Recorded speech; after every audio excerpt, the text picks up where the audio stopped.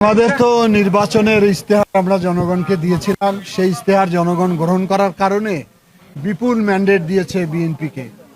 এই বিএনপির যে নির্বাচনী ইশতেহারের অগ্রাধিকার ভিত্তিতে খাল খনন, ফ্যামিলি কার্ড, কৃষক কার্ড, কৃষি ঋণ মৌকুব, এগুলোর ব্যাপারে অগ্রগতি নিয়ে আমরা আলোচনা করেছি এবং বিশেষ করে লালমনিরহাটকে আমি আলোকিত করতে চাই।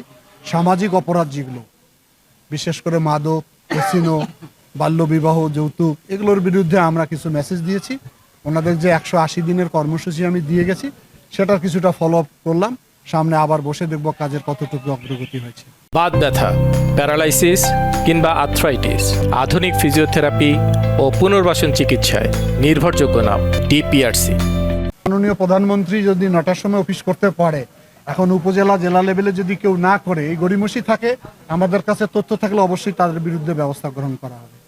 এটা তো করবে বেসরকারি বিমান পরিবহন মন্ত্রণালয়। আমি জাস্ট দেখতে যাব আর কি পরিস্থিতি, সেটা ওনার সঙ্গে আমার কথা হচ্ছে। তো বিমান মন্ত্রীকে আমি বলেছি, আহ্বান জানিয়েছি, উনিও হয়তো শীঘ্রই আমার জেলায় আসবে।